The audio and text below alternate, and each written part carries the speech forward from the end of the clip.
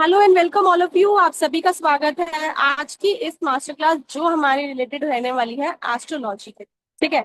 हमने एस्ट्रोलॉजी के बहुत सारे मॉड्यूल्स देखे हैं, वैदिक एस्ट्रोलॉजी, लाल किताब एस्ट्रोलॉजी, केपी एस्ट्रोलॉजी। तो आज हम लोग बात करने वाले हैं एक बहुत ही यूनिक टॉपिक जो एस्ट्रोलॉजी में आता है, विच इज अबाउट नक्षत्र।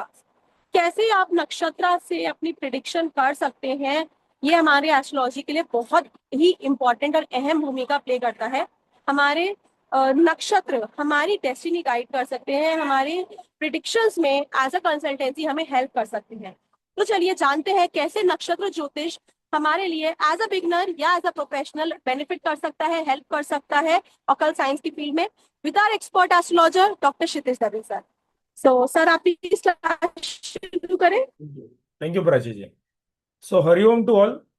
आप सभी का स्वागत है आज के इस यूनिक क्लास में जिसका नाम है नक्षत्र ज्योतिष। सो बिफोर स्टार्टिंग एज मैं सभी सभी को पहले पूछता हूं, कितने लोग आप में से कितने लोग एस्ट्रोलॉजी जानते हैं, बिगिनर है या प्रोफेशनली प्रैक्टिस करते हैं? इफ पॉसिबल चैट कॉलम पे लिख दीजिए। काफी लोगों को मैं यहाँ पे जानता हूँ, काफी लोग नए चेहरे हैं, नया नाम है। तो प्लीज अगर आप थोड़ा सा इंटरेक्शन हम लोग टू वे ट्रैफिक रखेंगे तो और अच्छा लगेगा मुझे भी और आपको भी। अदरवाइज ये तो ऐसा हो जाएगा कि एक प्रवचन हो गया, सिर्फ मेरे एंड से ही चल रहा है। तो कितने लोग एस्ट्रोलॉजी में सिर्फ इंटरेस्ट है, हॉबी है, एस्ट्रोलॉजी जानते हैं, बिगिनर्स हैं, प्रोफेशनली प्रैक्टिस करते हैं? तो अगर कोई अगर लिख सके just for within 1 minute, then we can start, और फिर बाद में हम और इसको चर्चा को आगे बढ़ाएंगे। वेलकम राजेश जी। आप तो लिख दो, आप तो हो ही बिगिनर से ऊपर हो गए अब तो, अभी अभी शुरू किया है। प्रेशर पूनम जी, ओके।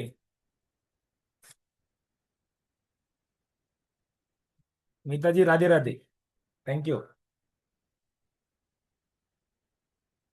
ठीक है, काफी लोग शर्मा रहे हैं, शर्माने की बात नहीं है। ज्योतिष में शर्म छोड़ दो, और इसका मतलब ये भी नहीं कि बेशर्म बन जाओ, ज्योतिष में बस शर्म छोड़ दो। हॉबी, ठीक है।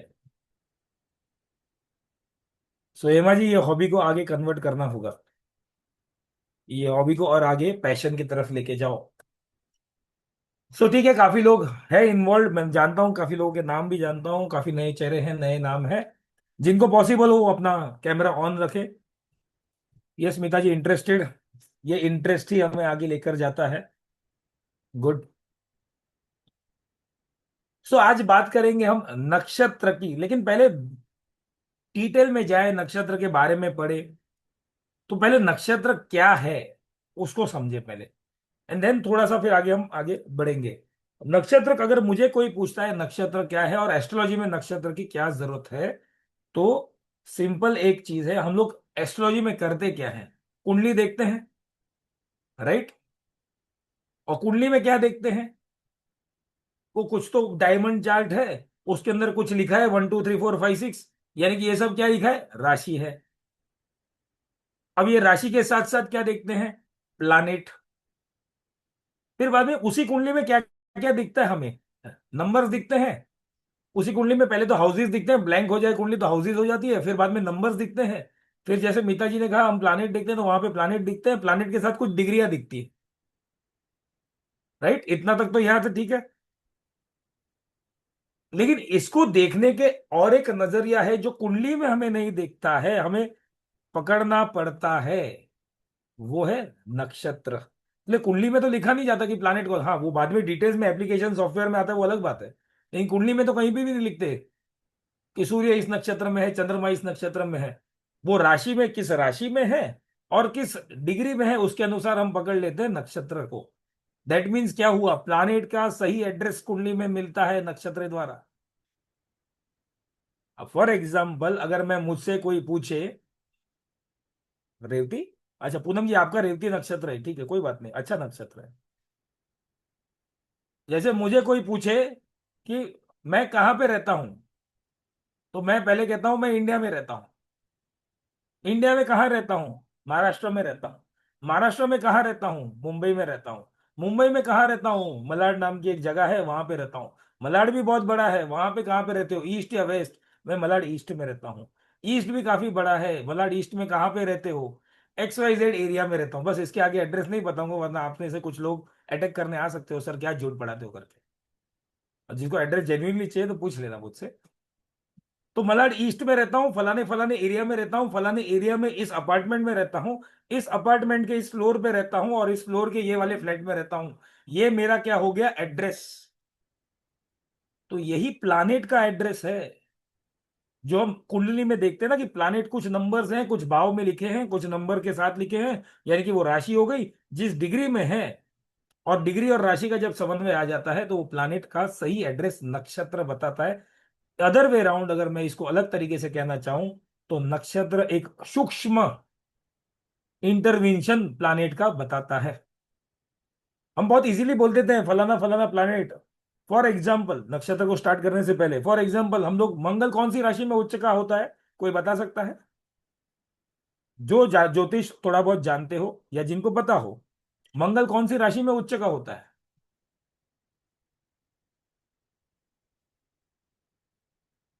मकर राशि में। अब ये मकर राशि तो शनि की राशि हो गई। और हमने मंगल को मकर राशि में, दुश्मन के राशि में, हमने उसको उच्च का बना दिया, या हमें बोला जाता है कि उच्च का है। तो कुछ तो रीजन होगा ना, दुश्मन की राशि में है।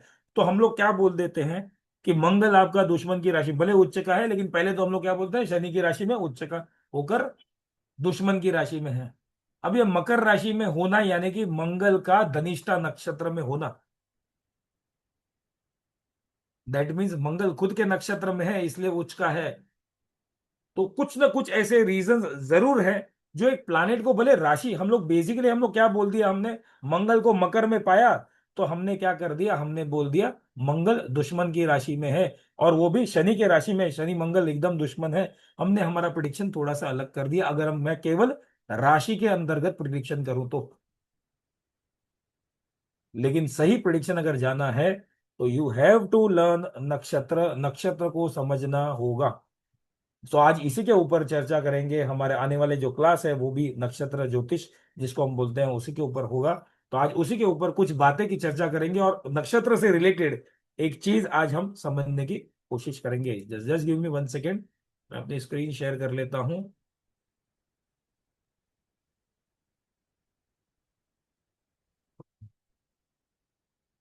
सो नक्षत्र ज्योतिष, लेकिन उसके पहले एक वर्ड आ जाता है ज्योतिष। तो जो बिगिनर्स हैं जिनको नहीं पता, तो ज्योतिष वर्ड फटाफट उसके ऊपर चले जाते हैं। ज्योतिष वर्ड ये हमेशा मैं अपने क्लास में रिपीट करता हूं। ज्योतिष एस्ट्रोलॉजी का मतलब क्या है, एक श्लोक के माध्यम से हम समझ सकते हैं। ज्योतिषाम सूर्यादि ग्रहणाम बोधकम शास्त्र। अब जब हम कहते हैं सूर्यादि ग्रह, इसमें नक्षत्र भी आ गए, प्लानेट के साथ साथ ग्रहों के साथ साथ नक्षत्र भी आ गए।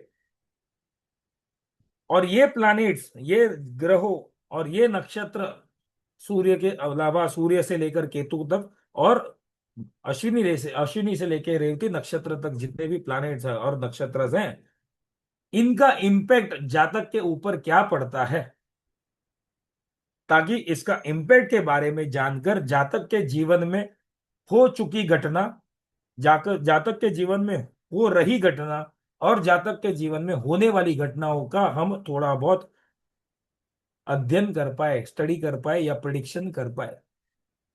तो एस्ट्रोलॉजी एक पूरा कंप्लीट शास्त्र है, कंप्लीट सब्जेक्ट है, जो हमें ये एक इंडिविजुअल के जीवन में क्या हो सकता है, क्या हो रहा है और क्या हो चुका है, ये हम जान सकते हैं। ये ग्रहों के इम्पैक्ट या नक्षत्रों के इम्पैक्ट कैसे पड़े, इसको सारा स्टडी करने का शास्त्र है एस्ट्रोलॉजी।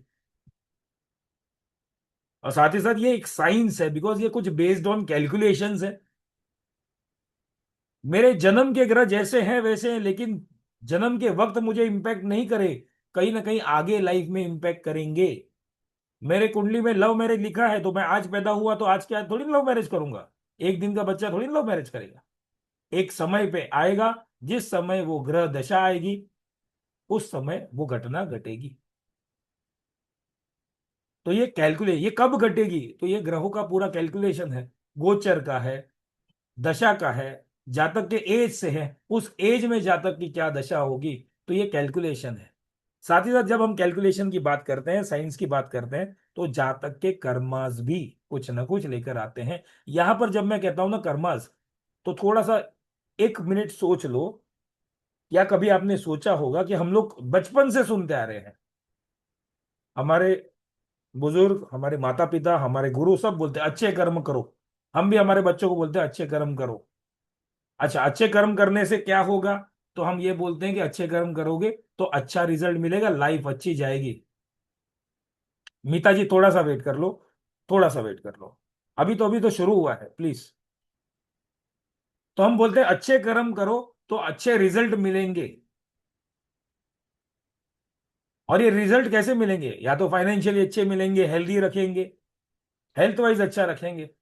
बट कभी हमने सोचा ही ये जब हम बोलते हैं अच्छे कर्म करो तो अच्छे और बुरे कर्म का लेखा जोखा रखता कौन है? तो हम बोल देते हैं, जो हमने हमारे शास्त्रों में थोड़ा बहुत ऊपर ऊपर से पढ़ा है, तो हम बोल देते हैं यमराज, भगवान, चित्रगुप्त, ये सब हमारे कर्मों का हिसाब रखते हैं। तो सोचो भगवान के पास कितना बड़ा सर्वर होगा कि हमारा सबका डेटा रखने के लिए। और ये एक जन्म का नहीं, कितने जन्मों का डेटा रखा होगा। तो जो भी हम कर्म कर रहे हैं ना, वो कोई ना कोई हमारा विटनेस बन रहा है। तो अकेले भगवान के पास या चित्रगुप्त के पास या यमराज के पास उतना टाइम नहीं है, अकेले के पास मैन पावर भी शायद कम हो, जो आज के हम कॉमन कॉर्पोरेट में बोलते हैं। तो हमारा जो भी कर्माज है ना, जो भी हम कर्म कर रहे हैं ना, उसके कोई साक्षी है। और ये साक्षी कौन है? हम देख सकते हैं उनको, सूर्य से लेके सारे ग्रह, ये हमारे कर्मास के साक्षी हैं। इसके अलावा ये जितने भी नक्षत्र हैं, 27 के 27 नक्षत्र, जिनको हम भूमंडल में देख सकते हैं, ये भी हमारे कर्मास के साक्षी हैं। तो apart from all the scientific calculations, ये जो भी हमने पिछले जन्म में, इस जन्म में जो कर्मास कर रहे हैं, उसका लेखा जोखा ये सब कुछ हमें यहाँ पे भुगतना है। पिछले जन्म का हो, इस जन्म का हो, या फिर आने वाले जन्म में भुगतना पड़े, ये सब कुछ भी ज्योतिष शास्त्र से देखा जा सकता है। कब? जब आप ग्रहों को और साथ साथ नक्षत्र को साथ में पढ़ो तो। ज्योतिष का सबसे पहला उल्लेख ऋग्वेद में, वेदों में आया है, और इसका सबसे बड़ा उल्लेख ऋग्वेद में किया गया है। और ज्योतिष को दो भाग में डिवाइड किया गया है। एक गणित ज्योतिष, जहां पे ये सारा कैलकुलेशन समझाया जाता है, और दूसरा है फलित ज्योतिष, जहां पे हम ये कैलकुलेशन के द्वारा क्या इम्पैक्ट या क्या प्रिडिक्शन हम कर पाए, जातक के ऊपर क्या इम्पैक्ट होगा, ये फलित ज्योतिष के अंदर, यानी कि प्रिडिक्टिव एस्ट्रोलॉजी। एक मैथमेटिकल एस्ट्रोलॉजी और दूसरा है प्रिडिक्टिव। आज के डेट में इट इज वेरी इजी, आपको मैथमेटिक्स करने की जरूरत नहीं है, क्योंकि सॉफ्टवेयर अवेलेबल है, एप्लीकेशंस अवेलेबल है, जो आपको एक हाफ हाफ अ सेकेंड या आधे मिनट में आप एक हॉरोस्कोप कंस्ट्रक्ट कर लेते हो। नहीं तो मैथमेटिकल फॉर्मूलाज अगर देखने जाएं, तो सिर्फ हॉरोस्कोप प्लॉट करने में, हॉरोस्कोप बनाने में, एनालिसिस प्रिडिक्शन दूर की बात है, हॉरोस्कोप बनाने में 4 से 5 घंटे लग जाएंगे। अगर हमें पंचांग से सब कुछ हॉरोस्कोप के हर एक ग्रह को प्लॉट करना हो, तो पंचांग की मदद लेके ये सारा कैलकुलेशन लेके, जो आज हमें करना नहीं पड़ता, बिकॉज एप्लीकेशन सॉफ्टवेयर सब कुछ रेडीमेड अवेलेबल है। हमें सिर्फ करना है प्रिडिक्शन। एप्लीकेशन और सॉफ्टवेयर में प्रिडिक्शन सब कुछ जेनरिक होता है। तो prediction is also one of the art. So astrology क्या है? साइंस भी है, मैथमेटिक्स भी है, और एक आर्ट भी है। और आज के डेट में इसको हम कॉमर्स भी बोल सकते हैं, क्योंकि बहुत लोगों की जीविका, सोर्स ऑफ इनकम एस्ट्रोलॉजी पे डिपेंडेंट है। हाँ, सो इसको आर्ट कॉमर्स इसलिए भी बोल दिया, थोड़ा ट्रेड करना शुरू कर दिया है, बट मैं इसको कॉमर्स नॉर्मल वे में बोल रहा हूँ।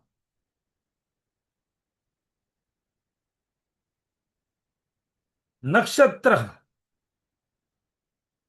ज्योतिष में नक्षत्र बहुत इंपॉर्टेंट रोल प्ले करता है। जैसे मैं थोड़ी देर पहले बोला, एक एग्जैक्ट एड्रेस, अगर प्लानिट का एग्जैक्टली कहां पे उसका एड्रेस है, तो नक्षत्र देता है।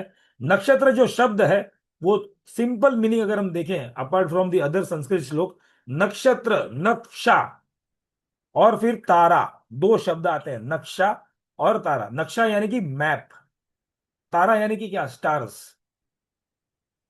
तो ये सारे तारों के, स्टार्स के द्वारा कुछ हमें नक्शा जो आकाश में दिखाई देता है। ऐसे बहुत सारे नक्शे हैं, लेकिन कुछ नक्षत्र जो, या ऐसे बहुत से जो नक्शे हैं ना, वो एकदम फिक्स्ड हैं। और इन फिक्स्ड को हमने नक्षत्र बोल दिया है। संस्कृत में अगर इसको बोले न शरपति इति नक्षत्र, यानी कि जो तारा कभी गिरता नहीं, जो तारा कभी कम टिमटिमाए नहीं, ज्यादा नहीं, सिर्फ शाइन करते रहे, कभी फेड ना होने वाला जो तारा है, वो नक्षत्र के दर्जे में आता है। और ऐसे हमारे साथ 727 नक्षत्र हैं। अभिजीत नक्षत्र उसके अलावा एक और एक नक्षत्र अभिजीत नक्षत्र, लेकिन अभिजीत नक्षत्र का जो पार्ट है वो मुहूर्त में ज्यादा काउंट होता है, but it is involve in this 27 नक्षत्र इटसेल्फ। प्लस नक्षत्र से द्वारा जो प्रिडिक्शन थे ना, वो बहुत पहले से करते आ रहे हैं। राशि और भाव ये अब बहुत इजी हो जाता है, ज्यादा डीप में जाने की जरूरत नहीं पड़ती, इसलिए लोग, या जाना नहीं है, मैं फ्रेंकली कहता हूं, इसलिए लोग ऊपरी ऊपरी प्रिडिक्शन कर देते हैं। मैं ये नहीं कहता कि राशि और भाव से आप प्रिडिक्शन नहीं कर पाओगे, कर सकते हो, लेकिन जब आप डीप में जाना है, थोड़ा सा और डीपली एनालिसिस करना है, तो नक्षत्र की मदद लेनी पड़ेगी। नक्षत्र का प्रैक्टिस जो है ना, वो बहुत प्राचीन प्रैक्टिस है। और ये नक्षत्र की नक्षत्र द्वारा अगर आप यूटिलाइज कर लो अपने एस्ट्रोलॉजिकल प्रैक्टिस में, तो बहुत डीपर लेवल पे और साथ ही साथ एक्यूरेसी लेवल पे जा सकते हो। इसमें से एक बड़ा, बहुत बड़ा branch of astrology KP astrology. आप में से काफी लोग रिसेंटली अभी केपी एस्ट्रोलॉजी के कोर्स में थे, वहां पर हमने देखा नक्षत्र का इंपॉर्टेंस या नक्षत्र लॉर्ड का इंपॉर्टेंस कितना हो जाता है। तो नक्षत्र से जो प्रैक्टिस है ना, वो बहुत पहले से है। साउथ में आज भी, apart from KP astrology, south में आज भी नक्षत्र को ज्यादा इंपॉर्टेंस देते हैं in all ways of life.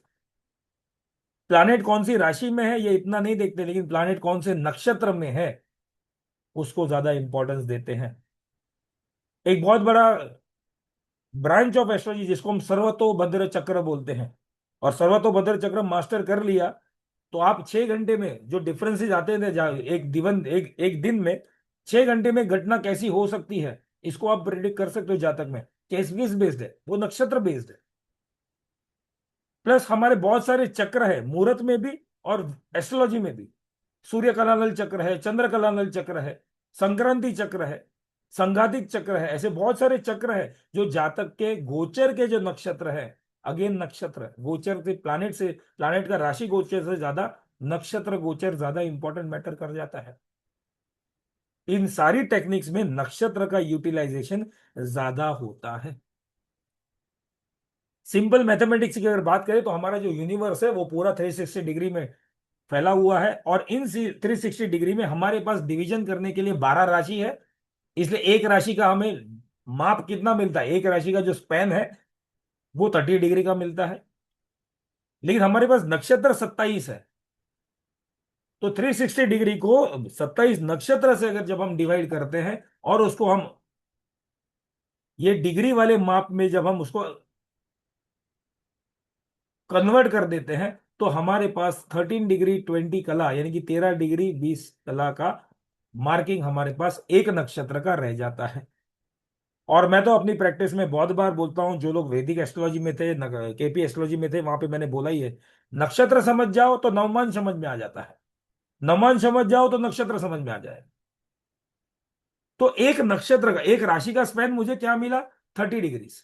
एक राशि 30 डिग्रीज, एक नक्षत्र 13.20 डिग्रीज। अब ये नक्षत्र के अंदर 4 चरण हैं, जिसको हम बोलते हैं 4 चरण, 4 पद या 4 फेज। एक ही नक्षत्र के 4 चरण, 4 पद, जो भी हम अलग अलग लैंग्वेज में इसको बोलते हैं। तो ये 4 जो पद है, या 4 सब पार्ट है, या चरण है, या पद है, इसको और 13.20 से और डिवाइड कर दें 4 में, तो हमें 3 डिग्री 20 कला का एक चरण या एक पद मिलता है। और जब यही 27 नक्षत्र 27 और उसके 4 चरण, तो हमें क्या मिलता है? 108। 108 इंपॉर्टेंट नंबर याद रखना, 108 इंपॉर्टेंट नंबर है, याद रखना। ये 108 क्या है? हमारी जब माला जपते हैं ना, तो उसमें 108 है। आप किसी भी देवी देवता के, किसी भी मंत्र के जब माला जपते हो, माला, तो एक माला में 108 बीड्स होते हैं, राइट? वो 108 बीड क्या है? आप जिस भी देवी देवता की पूजा करते हो, वो 108 बीट जो है, वो आप हर एक नक्षत्र में जाकर उसको पूछते हो। हर एक नक्षत्र के हर एक चरण में जाकर उसको पूछते हैं। और अगर मैं इसी कैलकुलेशन को आगे बढ़ाऊं, तो एक राशि में जहां पे 30 डिग्री है, और मुझे नक्षत्र का जो स्पैन मिलता है वो 13.20 का मिलता है, तो मुझे एक राशि में 2.25 नक्षत्र मिलते हैं। एक राशि में 2.25 नक्षत्र मिलते हैं, यानी कि एक राशि में 9 चरण मिलेंगे मुझे। 9 चरण मिलेंगे, यानी कि एक नक्षत्र का पूरा 4 चरण, दूसरे नक्षत्र का पूरा 4 चरण, और तीसरे नक्षत्र का 1 चरण, यानी कि 9 चरण मिलेंगे मिलेंगे एक राशि के अंदर, जिसको हम क्या बोलते हैं आगे एक दूसरे वैदिक में, नवमांश बोलते हैं। तो मैं हमेशा कहता हूं, नवमांश समझोगे तो नक्षत्र समझ में आ जाएगा, नक्षत्र समझोगे तो नवमांश समझ में आ जाएगा। ये दोनों ही सेम कैलकुलेशन बेस्ड है। और नवमांश कुंडली को इसलिए ज्यादा इंपॉर्टेंस साउथ में भी मिलता है। हम सब जानते हैं, हम लोग बहुत अलग अलग प्रकार से न्यूज़पेपर पे या फिर हम लोग जहां पर हमारा राशि भविष्य देखते हैं, वो तो काफी जेनरिक होता है, लेकिन कहीं पे हम सूर्य राशि, कहीं पे हम चंद्र राशि, जैसे सायन ज्योतिष में हम सूर्य राशि को इंपॉर्टेंस देते हैं, निरयन ज्योतिष में हम चंद्र राशि को इंपॉर्टेंस देते हैं।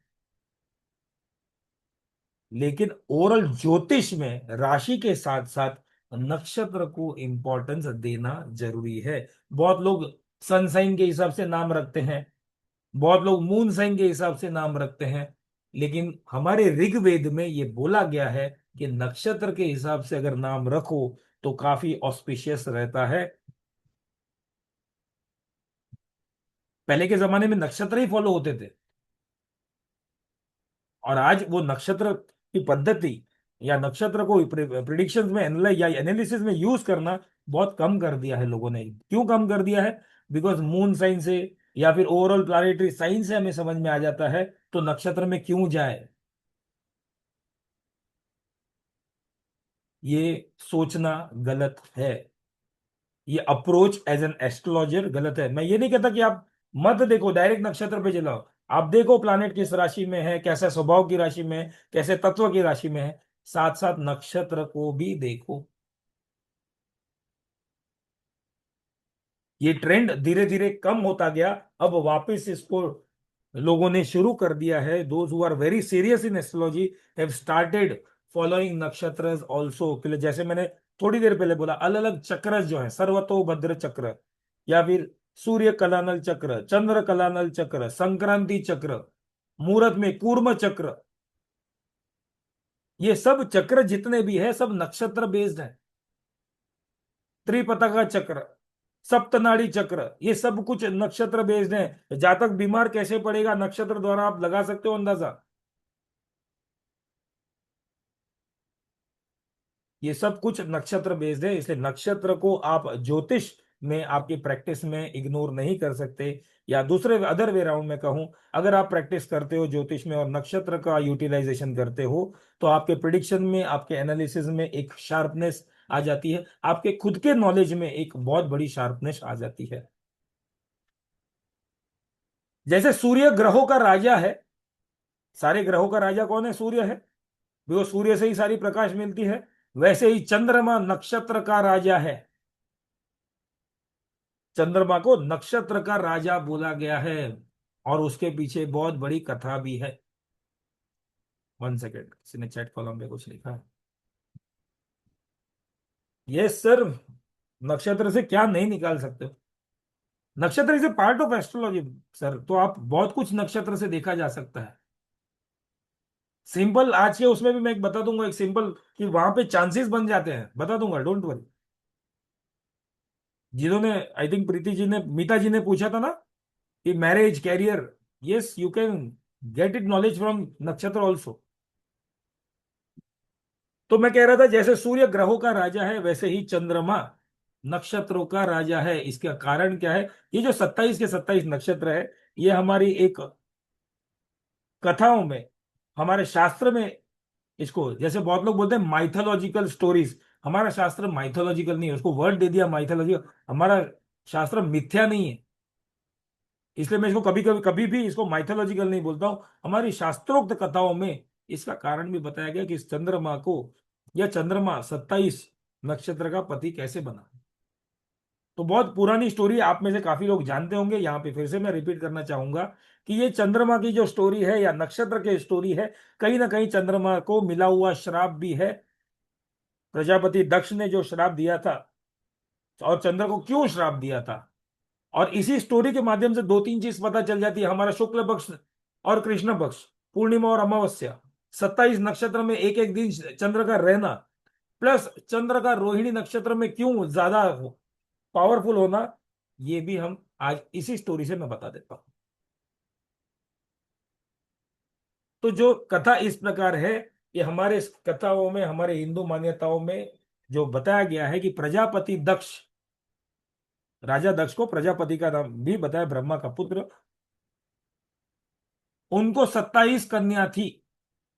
इन 27 कन्याओं में रोहिणी नाम की एक जो कन्या थी, वो चंद्र से बहुत प्रेम करती थी और चंद्र भी उनसे काफी प्रेम करते थे। जब चंद्र ने प्रजापति दक्ष को बताया कि आपकी रोहिणी नामक कन्या से मुझे विवाह करना है, तो दक्ष ने एक शर्त रखी, आपको केवल मेरी एक पुत्री से नहीं, आपको सारी 27 पुत्रियों से विवाह करना होगा। अब चंद्रमा तो, since fall in love, love is blind, अगर आज की भाषा में बोले लव इज ब्लाइंड, तो हाँ तो बोल दिया। चंद्रमा का रोहिणी की तरफ इतना प्रेम था कि उसने बाकी सारी की सारी 26 उसकी बहनों को भी अपनाया और उनके साथ भी विवाह कर लिया। अब क्या हो गया, विवाह करने के बाद चंद्रमा सबसे ज्यादा प्रेम रोहिणी को करता था, पहले पहला प्रेम तो रोहिणी था। और रोहिणी के अंदर, यहाँ पे जो स्टोरी मैं बता रहा हूं उसके साथ साथ और एक चीज हो जाएगा, रोहिणी के अंदर अगर रोहिणी नक्षत्र अगर देखें तो उसके अंतर्गत वृषभ राशि आती है। रोहिणी के अंदर वृषभ राशि में पूरा का पूरा रोहिणी नक्षत्र आता है, इसलिए चंद्रमा वृषभ राशि में उच्च का कहला जाता है। जबकि है किसकी राशि, शुक्र की। तो ऐसे ही नहीं है कि जो जो प्लैनेट जिस जिस नक्षत्र में या जिस जिस राशियों में उच्च के है ना, उसका कारण है। मंगल को, जैसे मैंने भी थोड़ी देर पहला, मंगल मकर राशि में, दुश्मन की राशि में, लेकिन धनिष्ठा नक्षत्र में हो गया, उच्च का हो गया मकर में। तो इस कहानी को आगे बढ़ाते हैं। चंद्रमा ने सारी 27 दक्ष की पुत्रियों से शादी की, विवाह किया, और सबसे ज्यादा समय, सबसे ज्यादा स्नेह, सबसे ज्यादा प्रेम रोहिणी को देना शुरू कर दिया, जिसके कारण बाकी 26 बहनों को या 26 चंद्रमा की पत्नियों को गुस्सा आता था, बुरा लगता था, जाकर अपने पिता को कंप्लेन कर दी कि आपने किससे हमारा विवाह कर दिया, ये व्यक्ति तो हमसे टाइम देता ही नहीं है। दक्ष ने काफी बार समझाने के बाद भी चंद्रमा की यह हरकत सुधरी नहीं, तो दक्ष ने चंद्र को श्राप दे दिया, तुमको अपने रूप का ज्यादा घमंड है, इतना समझाने के बाद भी अगर तुमको नहीं समझ में आता, तो जाओ, मैं तुम्हें श्राप देता हूं, तुमको क्षय रोग होगा या क्षीण हो जाओगे, श्रिंक हो जाओगे। इसी कारण से चंद्रमा क्या हो गया, श्रिंक हो गया। अब ये श्राप तो मिल गया, चंद्रमा ने काफी माफी मांगी। प्रजापति दक्ष ने कहा ये श्राप तो वापिस मैं ले नहीं सकता, महादेव की आराधना करो, ज्यादा से ज्यादा ये कर सकता हूं, आप 15 दिन श्रिंक रहोगे और 15 दिन श्रिंक से पूर्ण होकर खिल जाओगे। जिसके कारण यही हमें 15 दिन पूर्णिमा, 15 दिन बाद पूर्णिमा, और अमावस्या और पूर्णिमा का जो फेजेस देखने मिलते हैं, जिसको हम शुक्ल पक्ष या कृष्ण पक्ष बोलते हैं। और इसी के कारण चंद्रमा भले एक राशि में 2.25 दिन तक रहता है, लेकिन एक नक्षत्र में एक एक दिन रहता है, यानी कि इक्वली अपनी 27 वाइफ को इक्वल टाइम देता है। तो ये जो हमारी शास्त्रोक्त जो कथा है ना, ये आज हम इसको रियलिटी में देख भी रहे हैं। तो 27 नक्षत्रों का राजा चंद्रमा है, ग्रहों का राजा सूर्य है, और इन दोनों का इंपॉर्टेंस एस्ट्रोलॉजी में है। नक्षत्र का इंपॉर्टेंस एस्ट्रोलॉजी में क्यों है, एस्ट्रोलॉजी में बहुत सारी ब्रांचेस हैं।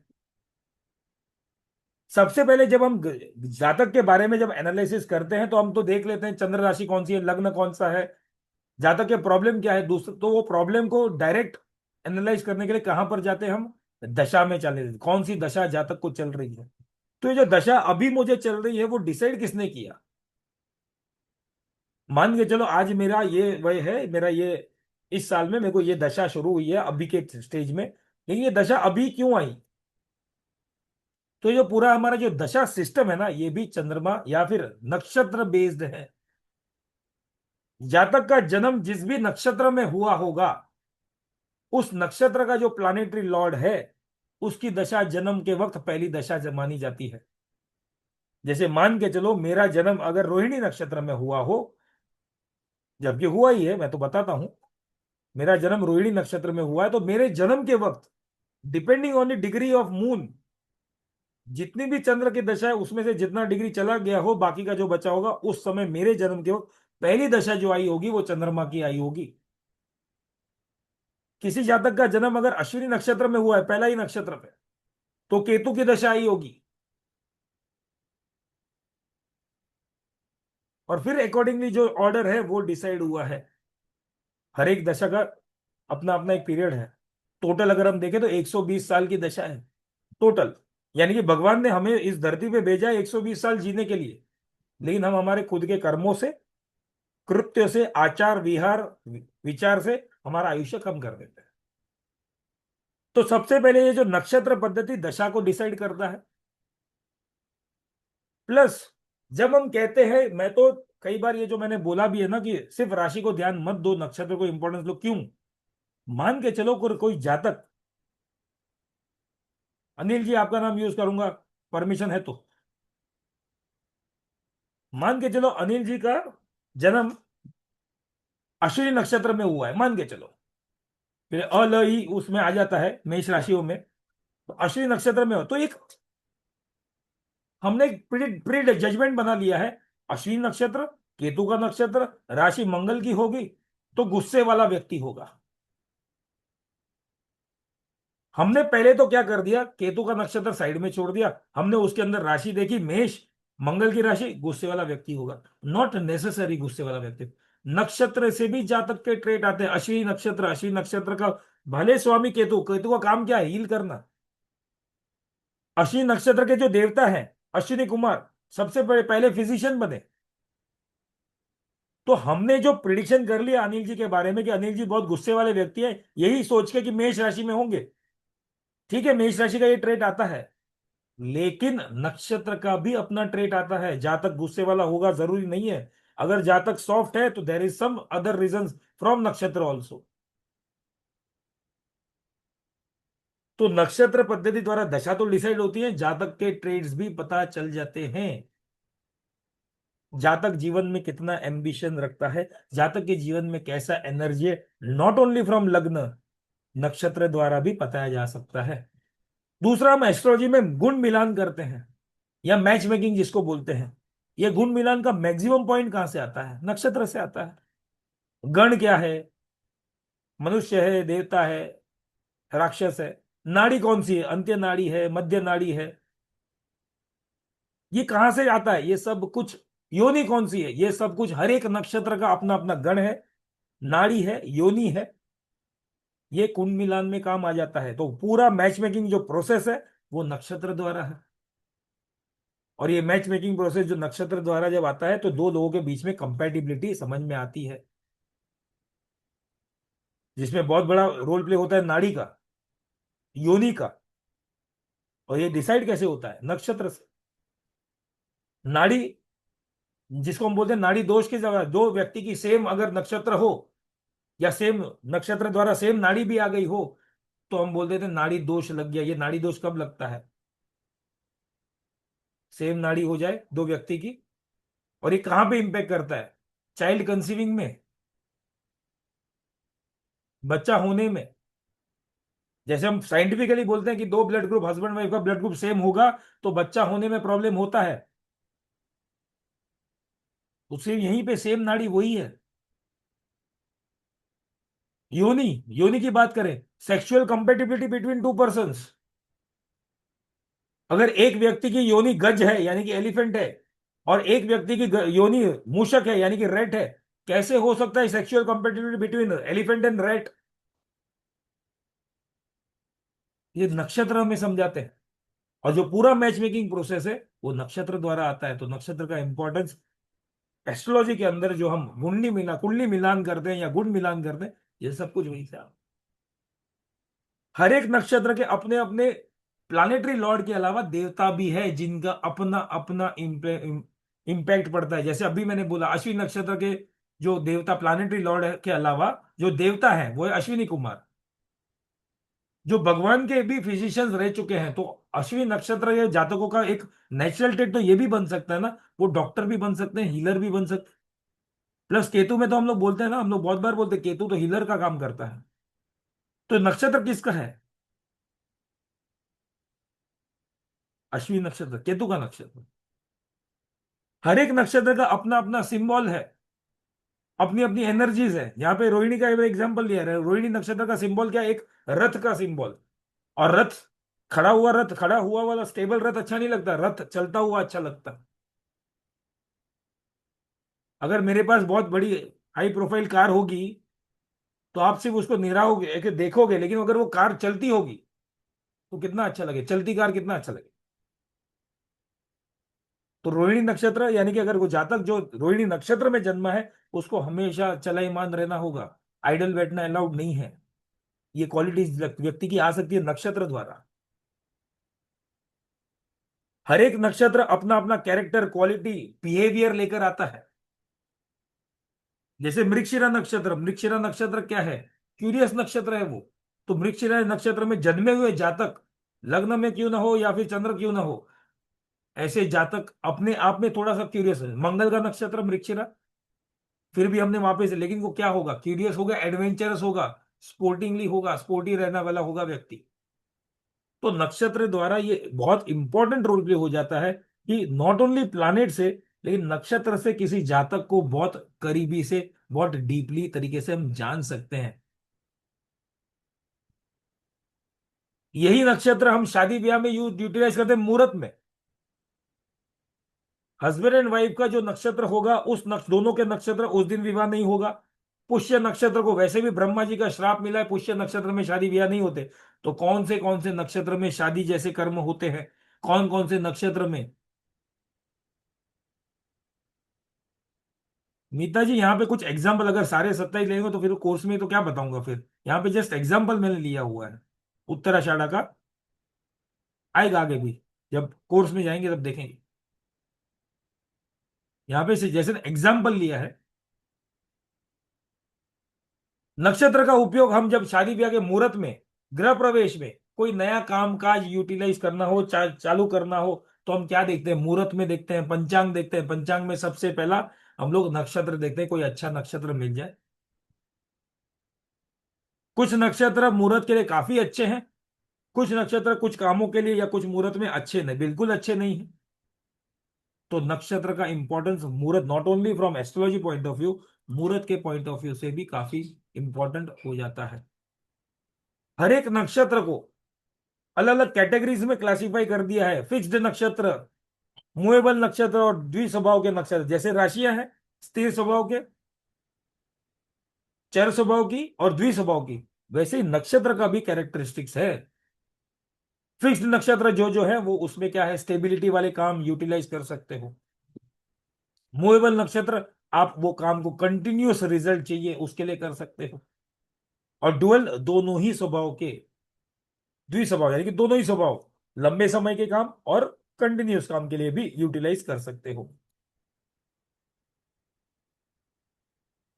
प्लस जब हम ग्रहों से जातक के जीवन के बारे में समझते हैं, यानी कि ग्रहों, एक तो जन्म के ग्रह है, दूसरा हम क्या बोलते हैं? गोचर के ग्रह। जन्म के ग्रह यानी कि ग्रह कौन सी राशि में बैठे हैं, गोचर के ग्रह यानी कि ग्रह कौन सी राशि में गोचर ट्रांजिट कर रहे हैं। तो not only planets position at birth और इन गोचर, प्लैनेट्स पोजीशन इन नक्षत्र बाय बर्थ एंड बाय गोचर भी देखो। इसका बहुत बड़ा रिजल्ट आपको मिल जाता है जब आप किसी भी व्यक्ति की हॉरोस्कोप एनालाइज करते हो।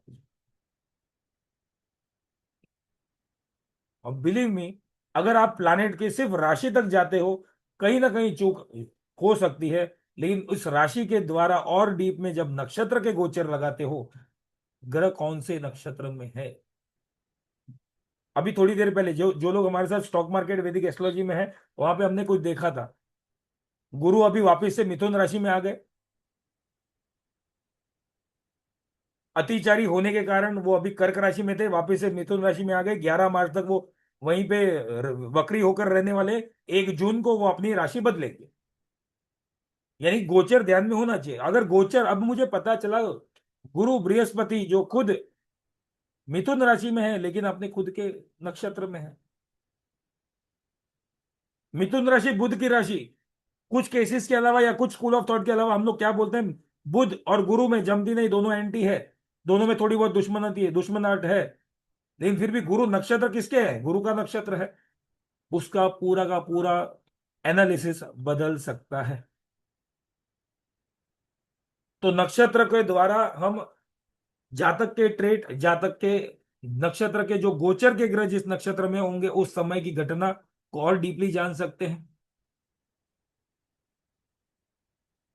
प्लस नक्षत्र के बहुत अपने अपने कैरेक्टरिस्टिक के कारण अगर किसी व्यक्ति की खोई हुई वस्तु या खुद व्यक्ति मिसिंग हो जाए, और वो व्यक्ति कब मिस हुआ था या वस्तु कब खो गई थी उसका नक्षत्र पता चल जाए, तो नक्षत्र के क्लासिफिकेशन के द्वारा आप ये भी पता चला लगा सकते हो कि वस्तु या व्यक्ति वापस आएगी या नहीं आएगी, या उसके बारे में कोई इंफॉर्मेशन मिलेगा या नहीं मिलेगा।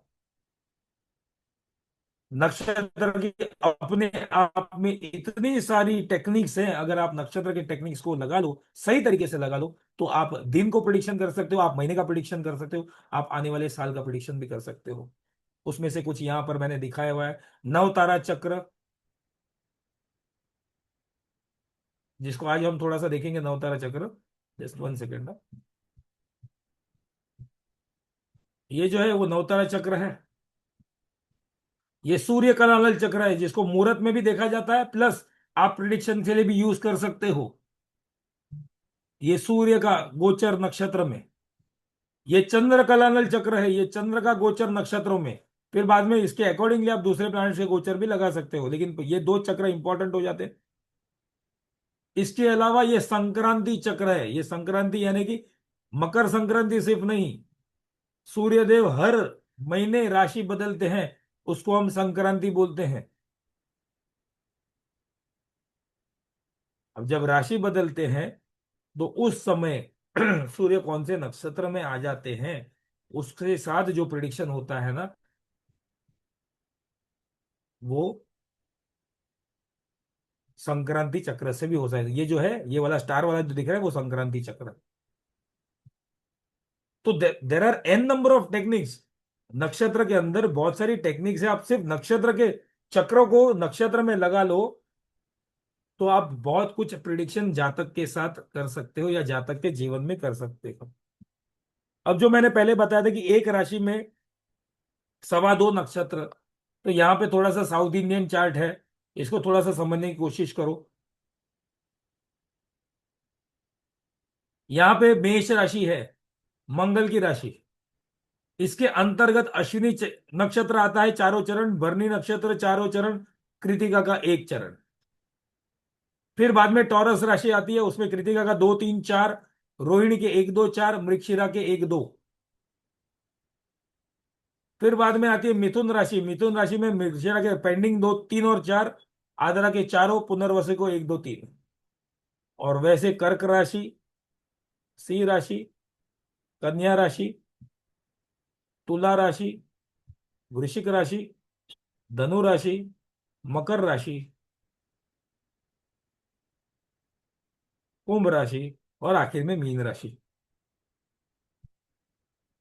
इस चार्ट को भी ध्यान में रख लोगे तो आपको ध्यान में आ जाता है किस राशि के अंतर्गत कौन सा नक्षत्र आता है और कितने चरण आते हैं।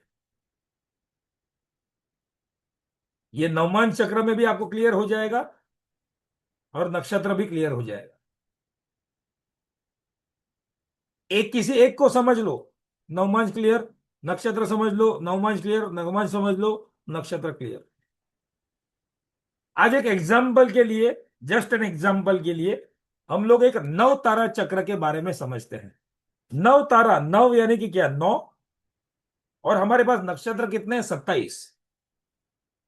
तो 9 9 9 के तीन अगर सेट बना ले, नक्षत्र के 9 9 नक्षत्र के तीन सेट बना लो, तो आपका नवतारा चक्र रेडी हो जाता है।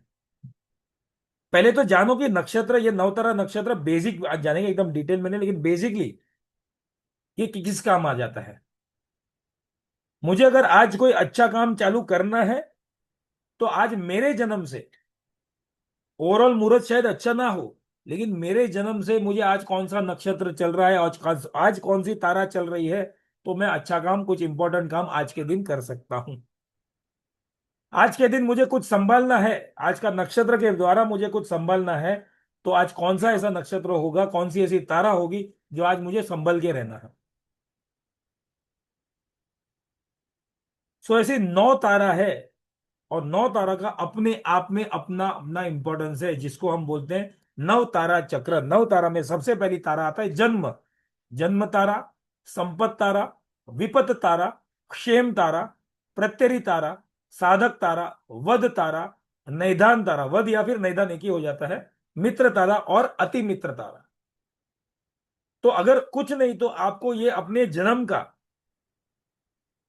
जन्म के नक्षत्र से आप इजीली इसको बना सकते हो, बना लोगे ना। और आज का पंचांग थोड़ा सा देख लोगे, तो आपको समझ में आ जाएगा कौन सा नक्षत्र आज है, वो नक्षत्र कौन सी क्लासिफिकेशन में आता है, मेरे कौन सी ताराओं में आता है, तो मेरे लिए आज का दिन अच्छा जाएगा या बुरा जाएगा, या आज क्या अवॉइड कर सकता हूं। जन्म तारा यानी कि जो आपका जन्म का नक्षत्र है, वो नक्षत्र आपका जन्म तारा कहलाया जाएगा। इसको हम यूजुअली न्यूट्रल या फिर इनऑस्पिशियस मानते हैं। जन्म का ही तारा इनऑस्पिशियस कैसे भाई? उस दिन कोई भी इनऑस्पिशियस आपके लिए नहीं, जन्म का जो तारा जो आता है, जब भी गोचर में या फिर जब भी वो नक्षत्र आता है, इस कैटेगरी में जो भी नक्षत्र आ जाते हैं, उस दिन कोई भी शुभ काम मत करो, प्री मैच्योर एंड देखने मिलता है। 1 सेकेंड। जी अनिल जी, ये डिटेल में जाएगा, नवतारा डिटेल में सकेंगे। मैंने पिछले कोर्सेज में जो ज्योतिष का जो पिछला कोर्सेज था, उसमें से थोड़ा बहुत इस बार के कोर्स में थोड़ा एडिशंस किए हैं मैंने। बहुत कुछ मैंने थोड़ा सा अपने रिसर्च के साथ साथ एडिशंस किए हैं, तो नवतारा भी है उसमें।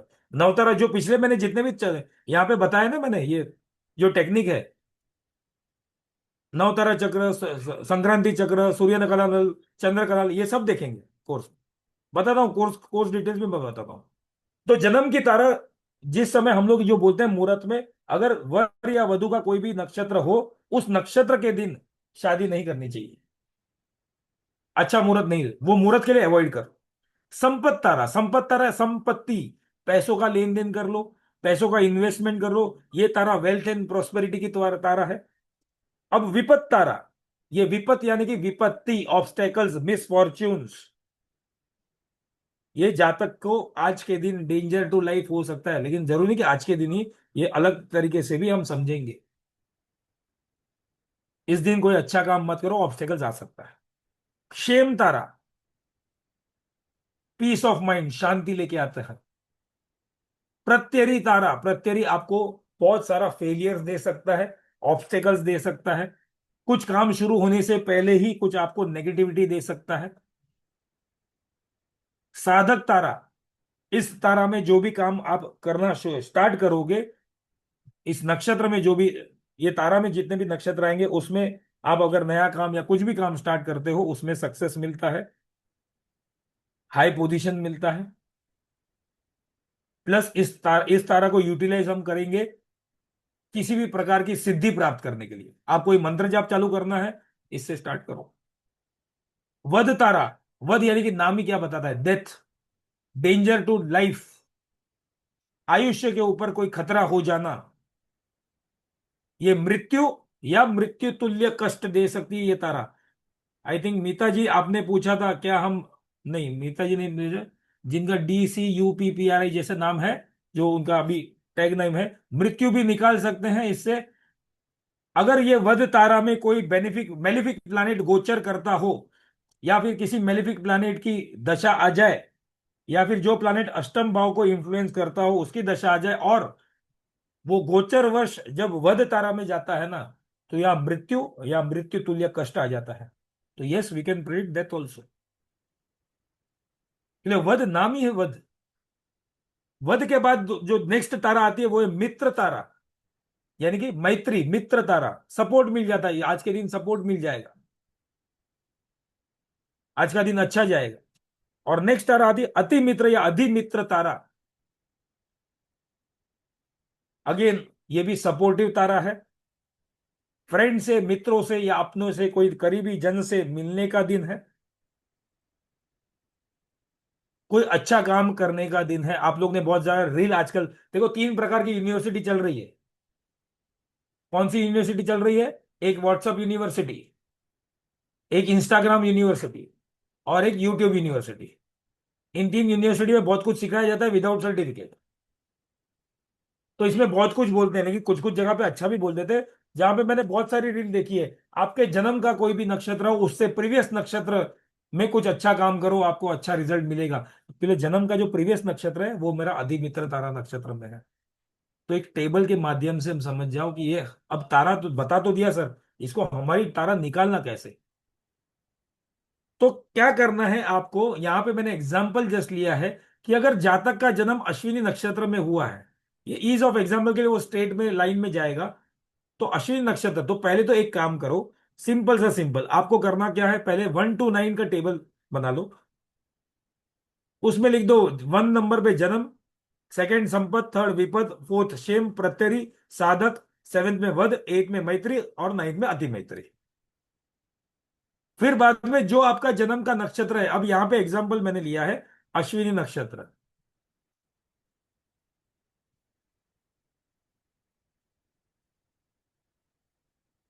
अनिल जी आपने कुछ लिखा है, इज दिस राइट? किस किस बारे में लिखा है वो बाद में जा, थोड़ा डाउट बाद में पूछ लेना, मैं ये कंप्लीट कर लूं उसके बाद। ठीक है। तो जातक का जो जन्म है अश्विनी नक्षत्र में हुआ है, तो क्या करेंगे, अश्विनी भरणी कृतिका रोहिणी मृगशिरा आद्रा पुनर्वसु पुष्य अश्लेषा, ये 9 नक्षत्र लाइन में लिख दो। अश्लेषा के बाद आता है मगा।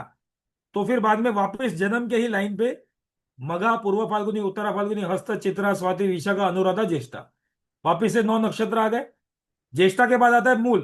तो यहां से मूल को थर्ड लाइन में लिख दो, मूल, पूर्वाषाढ़ा, उत्तराषाढ़ा, श्रवण, धनिष्ठा, सतभिषा, पूर्व भाद्रपद, उत्तर भाद्रपद, रेवती। ये यहाँ पे पूरे 27 के 27 नक्षत्र आ गए। अब यहाँ पे थोड़ा सा ध्यान मत दो, लॉर्ड वो मत ध्यान दो। अब जो जातक अश्विनी नक्षत्र में जन्मा है उसके लिए संपत तारा कौन कौन सी हो गई? भरणी, पूर्व फाल्गुनी, पूर्वाषाढ़ा। एवरी 27 डेज में भरणी नक्षत्र रिपीट होगा, पूर्व फाल्गुनी नक्षत्र रिपीट होगा, पूर्वाषाढ़ा नक्षत्र भी होगा। तो जब जब भरणी, पूर्वाषाढ़ा और भरणी, पूर्व फाल्गुनी और पूर्वाषाढ़ा नक्षत्र होगा, तब तब अश्विनी नक्षत्र में जन्मे हुए जातक को मॉनेटरी वाला काम कर ले, या फाइनेंशियल इन्वेस्टमेंट वाला काम कर ले, पैसों की लेन देन वाला काम कर ले, यहां पे अच्छा रिजल्ट मिलेगा। अब अश्विनी नक्षत्र में जन्मा हुआ व्यक्ति जिस दिन कृतिका, उत्तरा फाल्गुनी या उत्तराषाढ़ा नक्षत्र होगा, उस दिन हो सकता है कोई ऑब्स्टेकल्स जीवन में आ जाए। मैं ये नहीं कहता उस दिन मृत्यु हो जाएगी, मृत्यु के लिए जो मैंने थोड़ी देर पहले बताया, मृत्यु के लिए मेरा प्लानेट अष्टम भाव से रिलेशन में आना चाहिए, विपद तारा, वध तारा में होना चाहिए विपद से ज्यादा। लेकिन यहां पर विपत्ति आ सकती है, ऑब्स्टेकल्स आ सकते हैं, अगेन नॉट गुड, डेंजर।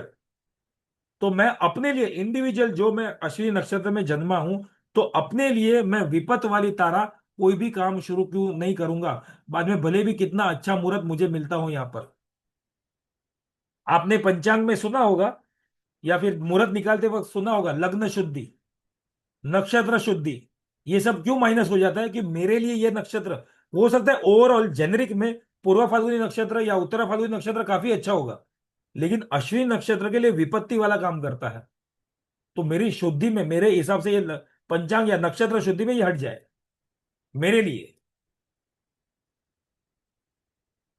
फिर बाद में प्रत्यरी, जिसको हम बोलते हैं ऑब्स्टेकल, शेम तो ठीक है, नॉर्मल ऑस्पिशियस रिजल्ट देगा।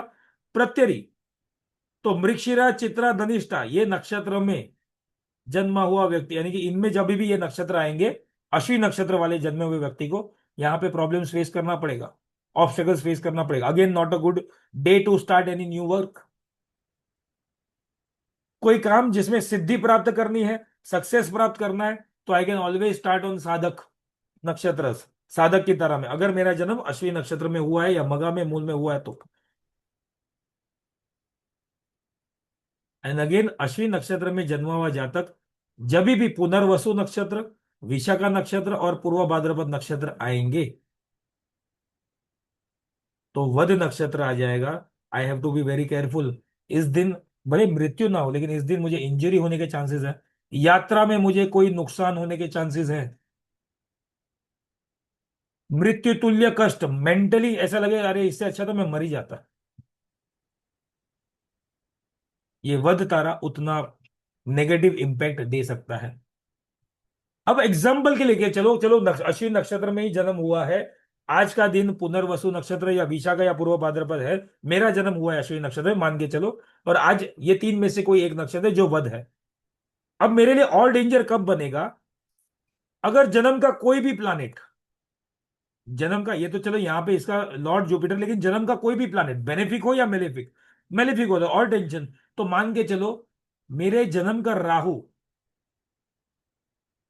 वध तारा में बैठा हुआ है, तो जब भी राहु की दशा, राहु की अंतरदशा, राहु का प्रत्यंतर दशा, राहु की सूक्ष्म दशा या राहु की प्राण दशा आएगी, मेरे लिए प्रॉब्लम लेकर ही आएगी।